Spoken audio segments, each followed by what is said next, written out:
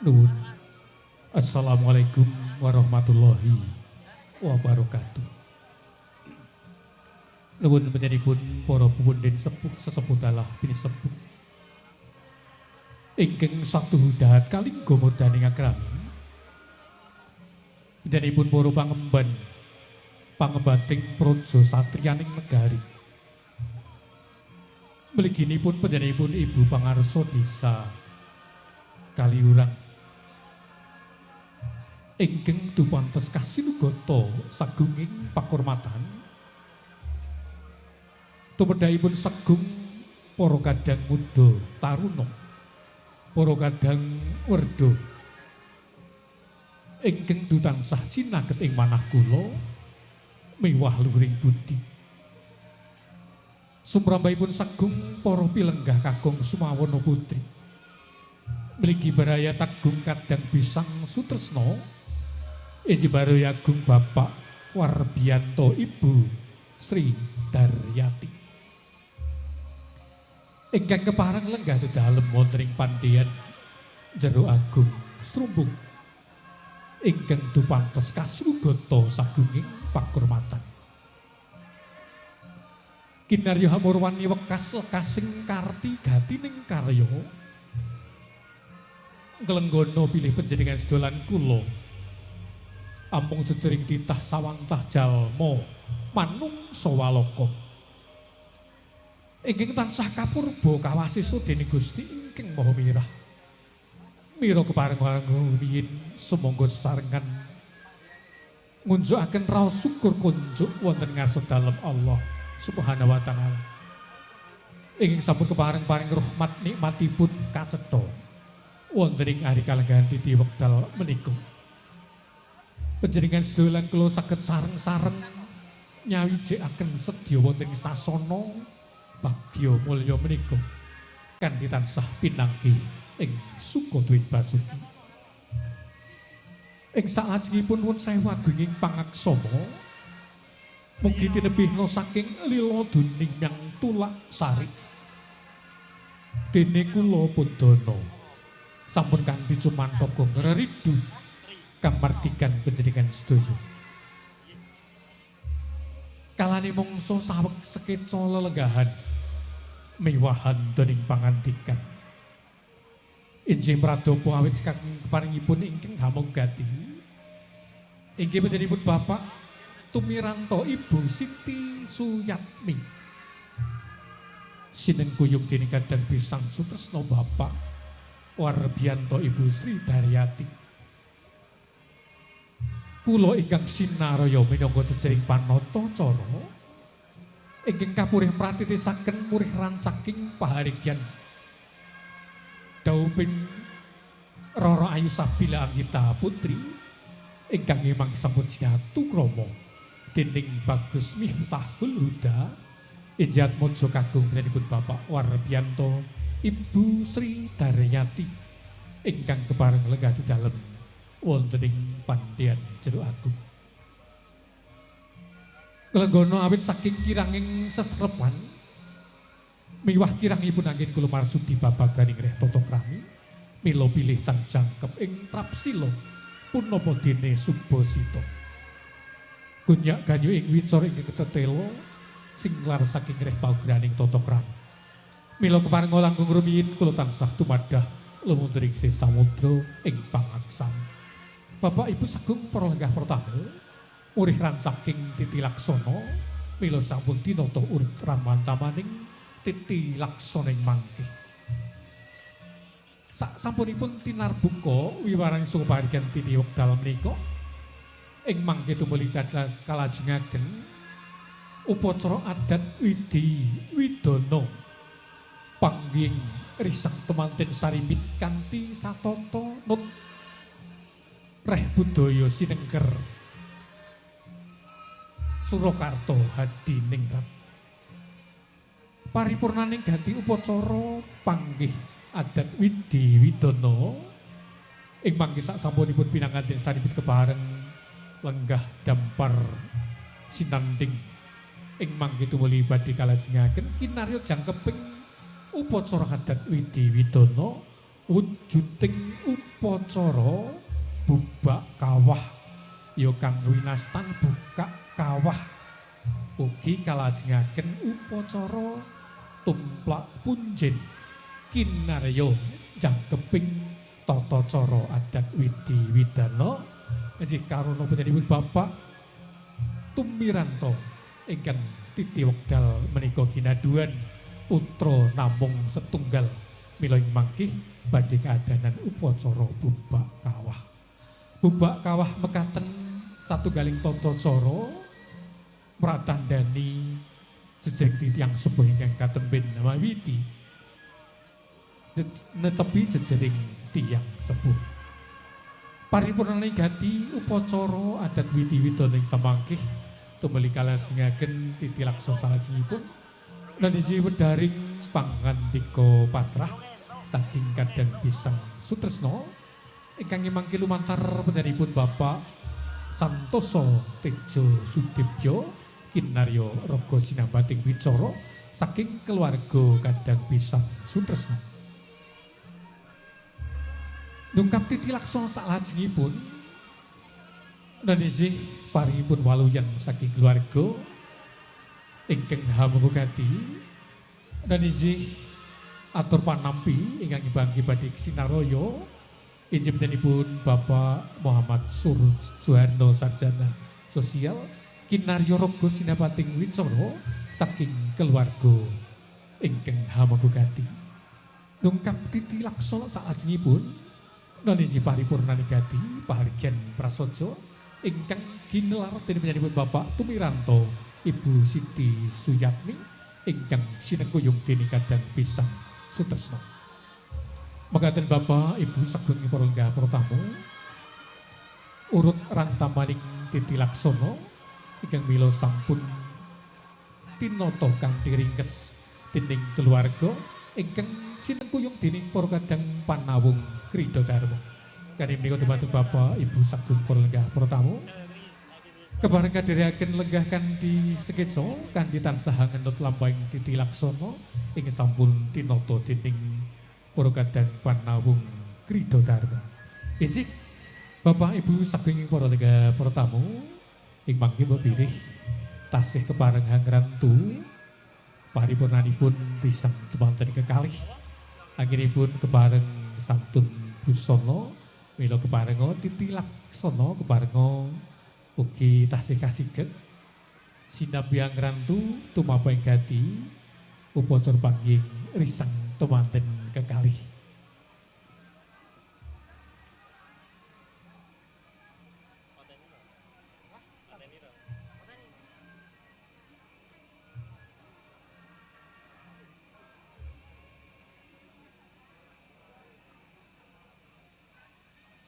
Inggih Bapak Ibu saged para bertamu. Mbok bilih mila sampun paripurna pinangganten sari bidanginipun kepareng santun busana kanthi lumantar pangadi busana berkah manten ingkang saking Wonosari mila kepareng sedya tumaping gati upacara panggih risang temanten sarimbit kanthi nut satataning upacara adat widi widana Reh Sinengker Budaya Surakarta Hadiningrat mila tumuli badhe kapurwaken. Mila katur panjenenganipun Ibu Pangadi Busana lumantar ing sam kepareng pratitisaken tumapat ing upacara adat widi widana kepareng tumuli nganti risang temanten putri saking Panti Busana kepareng kakang manjing jroning sasana Singga Sangasari. Tindak ira risang temanten putri lamun Cinandra Yayah Puspita kang manca warna.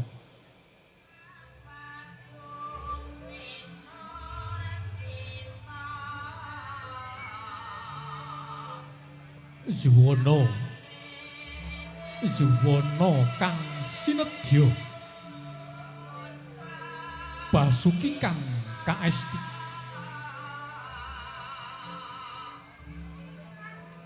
anenggih kinarya purwakaning kandha ing papan pundi to kang kaeka adi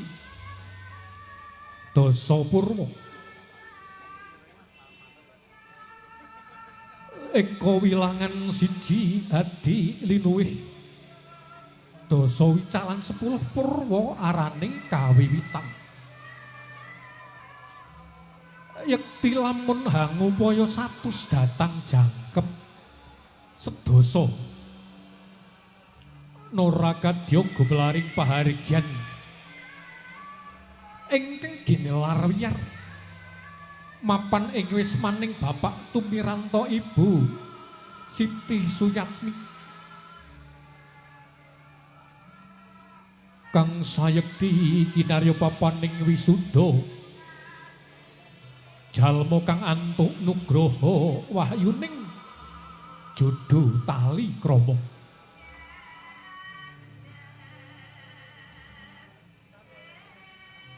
kalamun lamat-lamat repening Pradwija ingkang mungguing pita hambabar ketawang puspa warna kang sayekti kinarya pratandha lampun wus ndungkap titiwanci wahyaning mangsa kala pinanganten putri sampun kepareng paripurna genera Angulas wadana mila keparing sedya tumuli kakanthi manjing jroning sasana Singga Sanasari.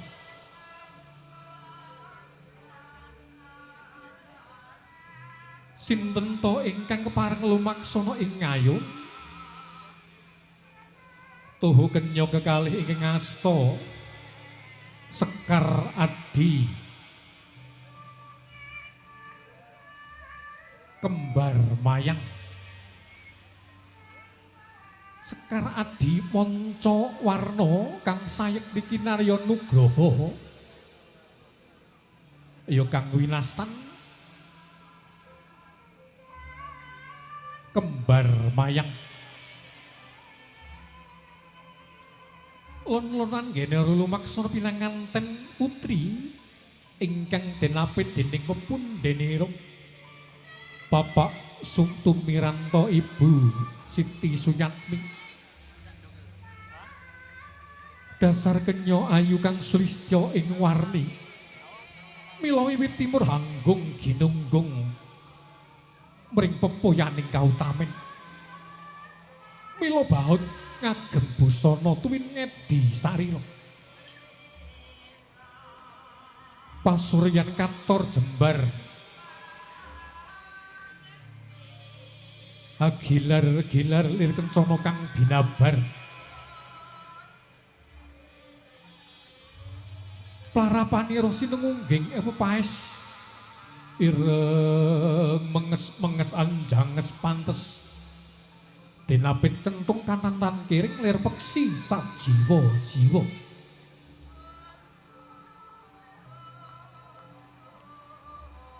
acecunduk mentul kang tinata pitnatut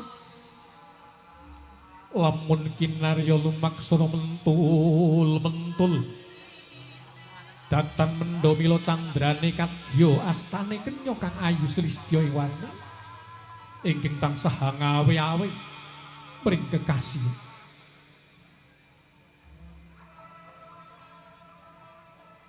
nadyan to hamung kanthi lon-lonan ing mangke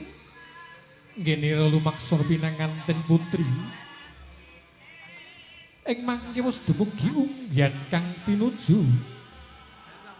ya sasana pinajang winastan dirgamaya singga kapratitisaken lenggah ing dampar pinasri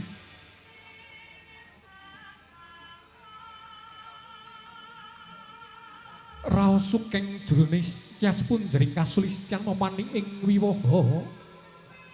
temanten putri ing madyaning siwa ing tansah hanya nyadong paringipun puja hastungkara murih rahayuning sedya genira mangkon brayat tansah hinayuwan dening Gusti Gung purbaning jagat lulus raharja lumaraping risang temanten putri ing mangke tumanggap ing sasmita adi kepareng panjenenganipun Ibu Pangadi Busana tumelihangan di risang temanten kakung mijil saking panti lerem kepareng tumrikakan dimanjing jroning sasana panggih risang temanten Sarimbit.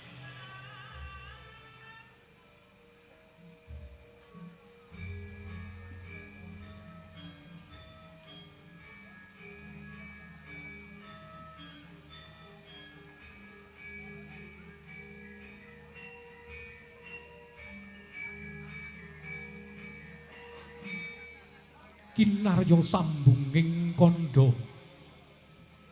tumanggap pring sasmita adi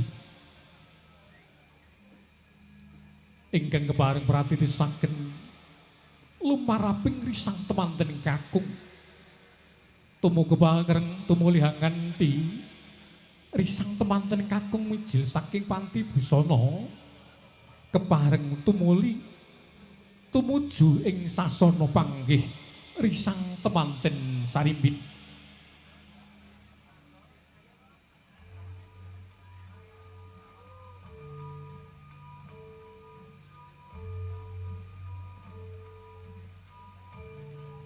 Nadyan toha mung kanthi lunan ing mangke pinanganten kekalih. Pinanganten kakung pinanganten putri wis dumugi unggen tinuju sasana panggih risang temanten kekalih.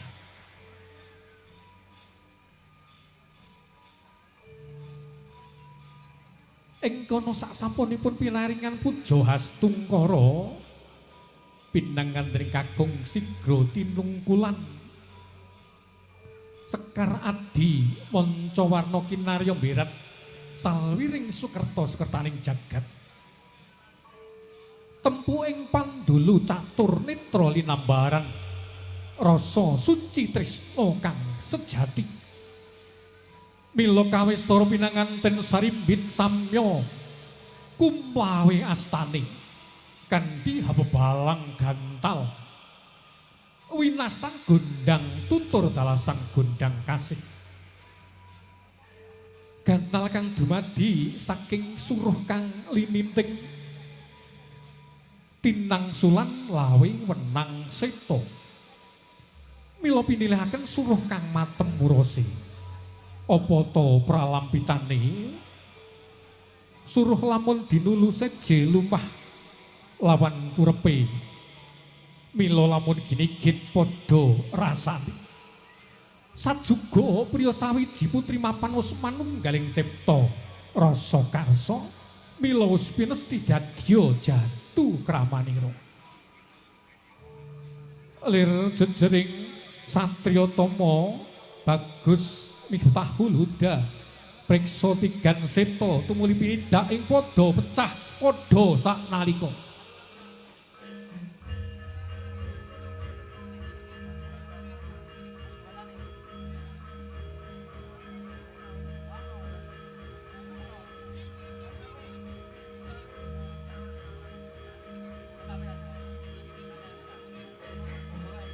pecahing endhog ya pecahing tigan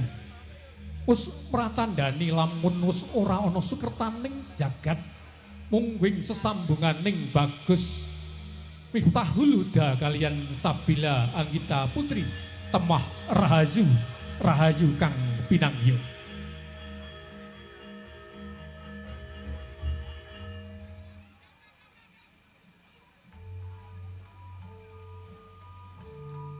kawistara kambang kambang kumambang ing Sekar Triwarna ingkang winadahan jroning Bokor Kencana apa ta kembange sayekti mawar mlati lan kantil pralampitane lamun winawar-wawar lumantar kedaling lati tansah kumantil-kantil ing padoning netra ingkang sajuga priya kang sawiji putri mapan wis manunggal mring cipta rasa karsa mila wis pinesti dadya jatu kramanira kinarya tandha yekti bektinira marang ingkang garwa retnaning ayu rara ayu sabila anggita putri wis kepareng ngaturaken sembah pangabekti dumateng ingkang raka garwa purna kang wigati upacara adat widi widana temanten kekalih sigra sinengeban sindur rekta seta gula klapa temanten sarimbit sigra tinuntun-tuntun dening ingkang bapak iya panjenenganipun Bapak Tumiranto ingkang tansah tut wuri handayani panjenenganipun Ibu Siti Suyatmi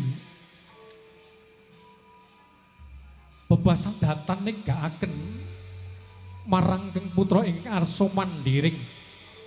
bale wisma pribadi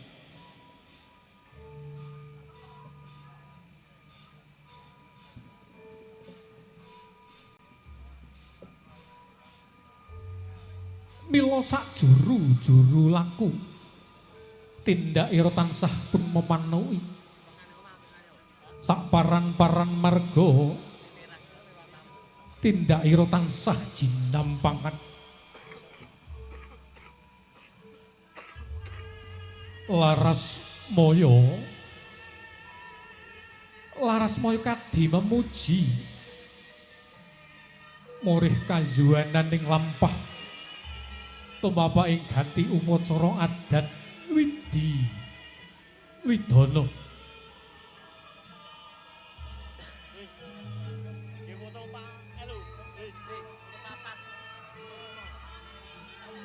kanthi lon-lonan pinanganten sarimbit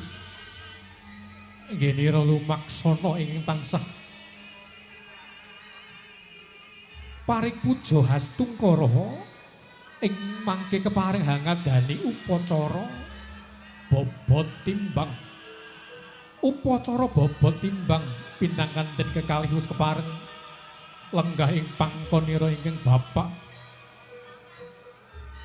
lamat-lamat kapiyarsa dumeling panjenenganipun Ibu Siti Suyatmi nyuwun pirsa dhumateng Bapak Tumiranto abot endi mantene kakung lawan mantene putri iya bune lamun ndak rasa ndak timbang-timbang wis padha abote ora ana bedane upacara bobot timbang kinarya pratandha bilih jejering tiyang sepuh ing mangke boten badhe bedak-bedakaken pundi putra mantu pundi putra pribadi bebasan boten badhe ban cindhe ban siladan nedya karengkuh kadidine putra pribadi laju ning titi laksana upacara ngadat widi widana winastan upacara tanem ya kawinastan upacara tanem jero pindanganten kekalih samangke sumadya gya kalenggahaken ing dampar pinasri pinanganten kekalih wis kawisuda madeg bale wisma pribadi wiwit kalenggahan mangke pinanganten kekalih wis kepareng kawisuda madeg bale wisma uwal saking panggula wentahing Sudarma miyang Ibu Mila mangke tansah anyadong paringing puja hastungkara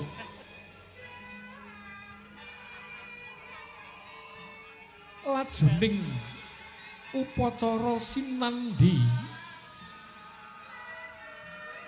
ing mangke panjenenganipun Ibu Siti Suyatmi keparing ngaturaken unjukan tegan mudo katur dhumateng Bapak Tumiranto ingkang minangka pratandha pangresping raos tumapa ing gati ing kalenggahan mangke.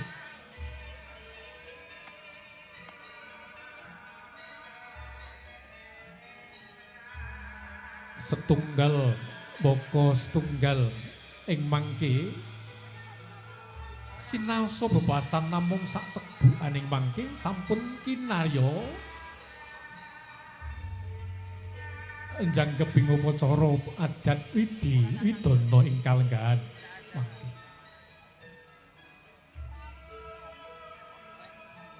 Tumapak ing gati upacara adat widi widana ing mangke kepareng kalaksanan upacara adat widi widana winastan upacara kacar kuncur yekti ing kono bebasan tinebus ana keping mas keping perak deli kawak kacang kawak pari kawak jagung kawak sing adoh dadiya cedhak sing cedhak dadiya sanak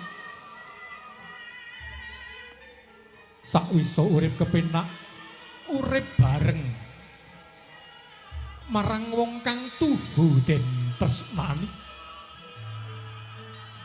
upacara kacar kuncur kang sayekti kinarya gegambaring gesang bebrayang jejering jalu jejering kakung wajib ngaturaken sedaya kasiling guna kaya guna karya dumateng ingkang garwa semanten ugi jejering wanita kang sejati ingkang tansah geminasti tingati-ati nggih ngecakaken sedaya peparingipun ingkang garwa kinarya kacekapaning sedaya kabetahaning bebrayan Nagung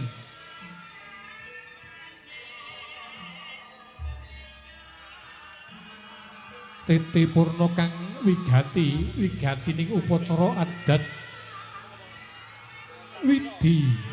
widana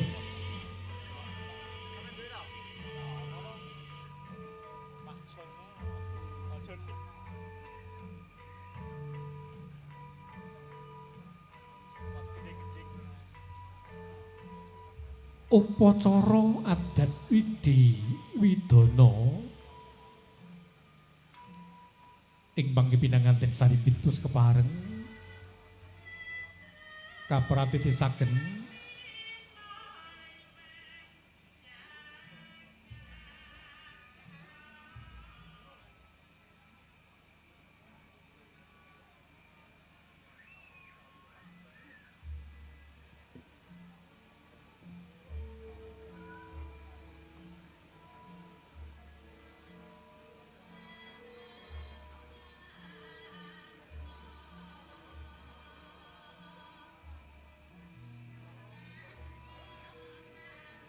upacara adat widi widana pinanganten kekalih us kepareng ngadani upacara dahar kembul pratandha yekti pinanganten kekalih us prasetya ing diri sawiga ing gati arsa nglampahi sedaya pahit manising bebrayan Nagung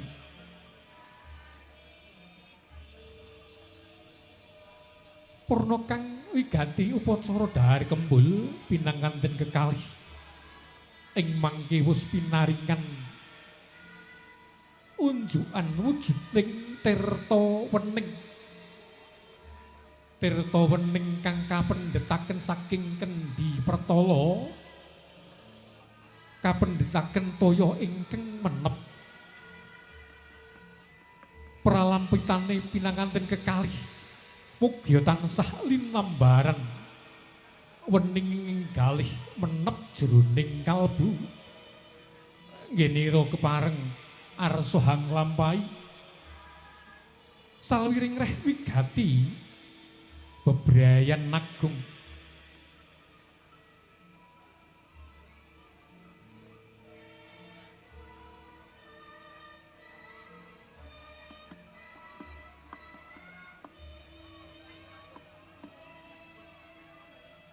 tupapak ing gati titi laksana ing sampun karancang karacik ing mangke pinanganten kekalih wus kepareng tumuju papan lenggahipun ingkang bapak ingkang ibu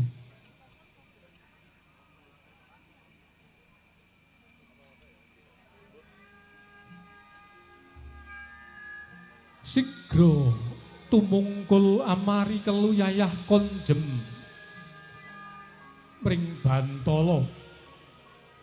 wadanane risang temanten sarimbit tangkeping asta kang sumembah ing jenggunipun ingkang bapak ingkang ibu kasinartan ing cipta kang rumasuk ing sanubari Priestining driya dening rumangun brayat agung tansah hinayuan dening Gusti Gung purbaning jagat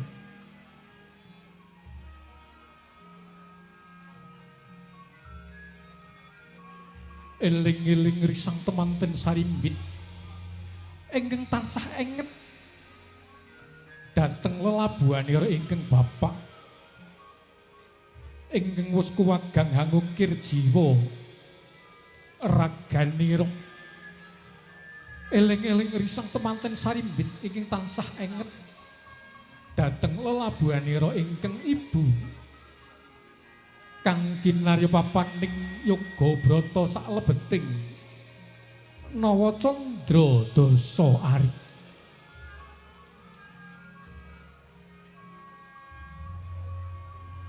eling-eling risang temanten sarimbit ingkang tansah enget dhateng lelabuhanira ingkang bapak ingkang ibu ingkang wus kuwagang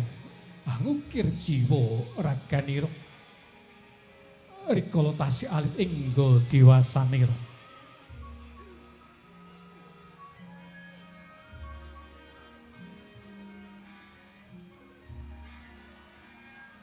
risang temanten kekalih sigra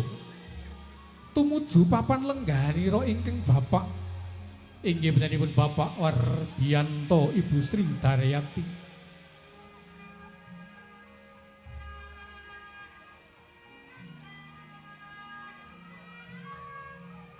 Ger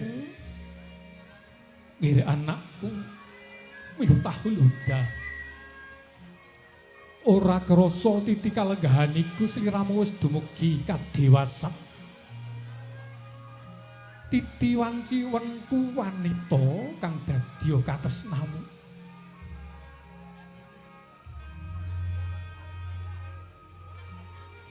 mula ing kalungguhan iki bapak lan ibu hamung tansah memuja muga uripmu bisa kepenak bapak ibu pundenku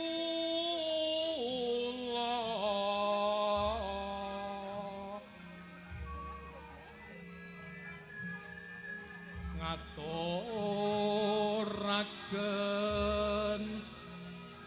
pangabekti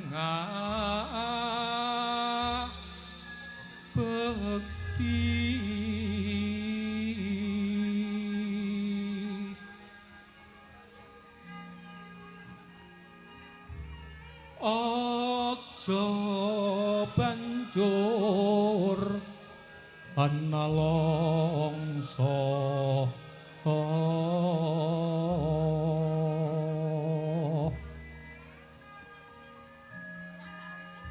dadya libur jroning morongger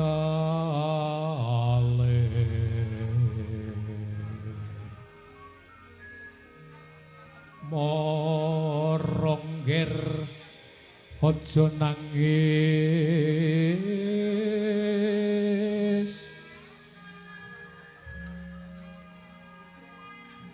tan prayoga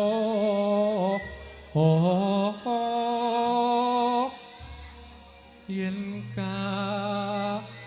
tulung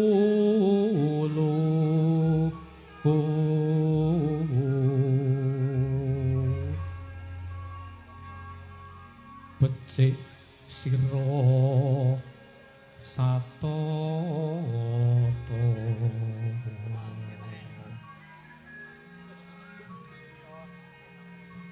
angudi kambuh ing kalih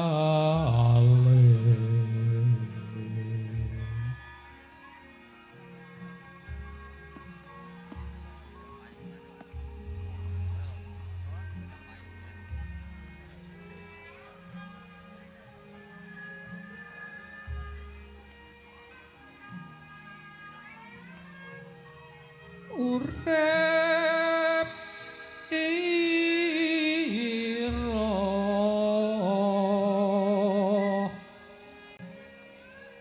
migunani mring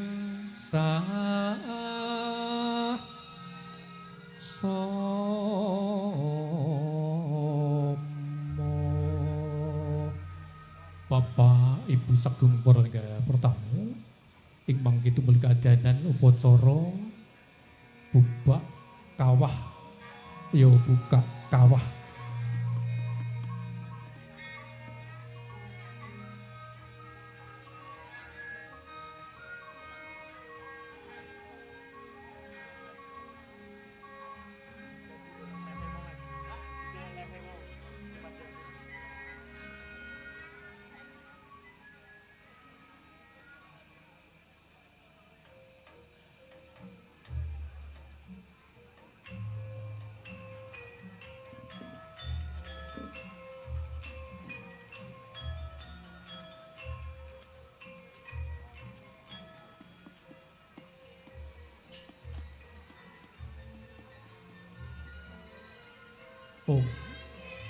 Om ilahing awi gena wastu purnama sidhem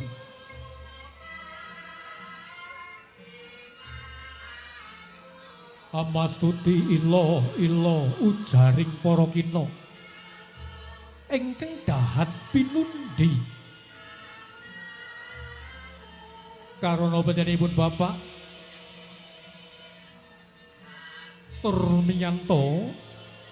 ingkang katemben kewala murwakani nindakaken jejibaning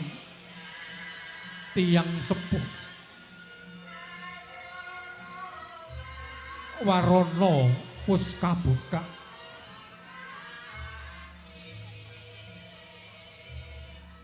tumumplak ing gati pinanganten panjenenganipun Bapak Tumiranto sekalian Ibu wis kepareng ngadani upacara bubak kawah kalajengaken tumplak punjen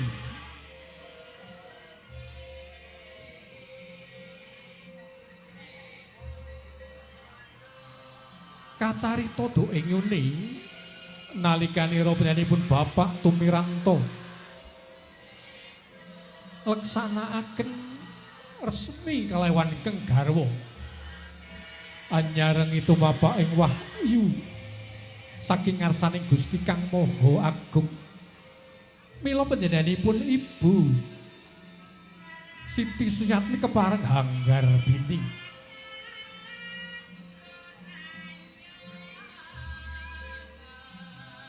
tumapak ing gati swaning ponang yoga brata mapan ing alaming eka kamandani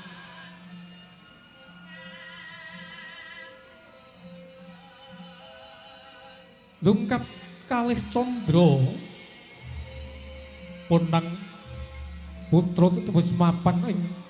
alaming dwi panunggal.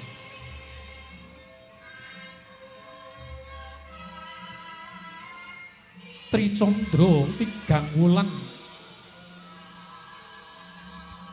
sipunang wis mapan ing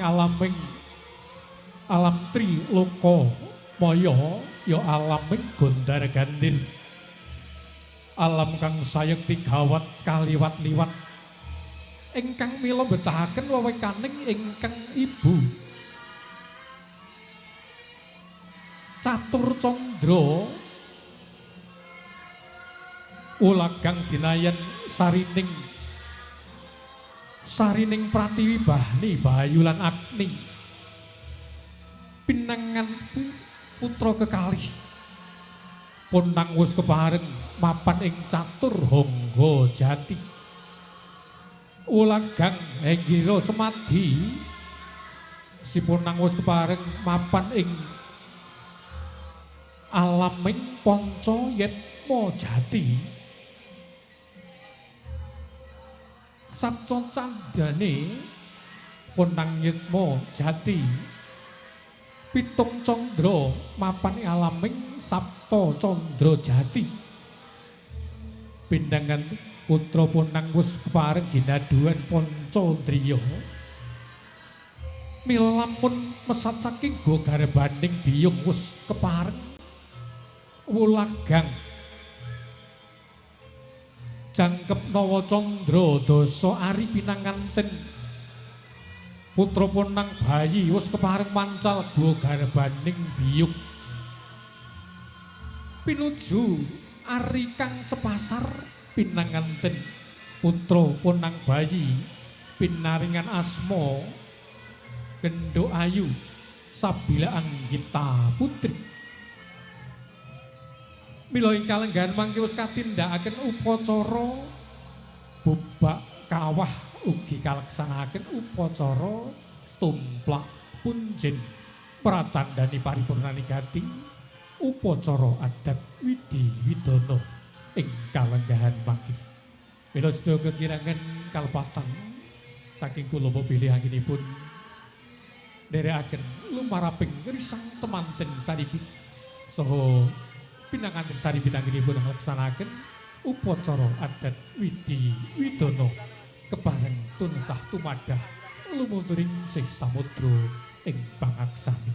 Bapak Ibu sagunging para lenggah para tamu ing mangke tumaping katibagan titi wekdal menika kepareng tumuli badhe kula lajengaken.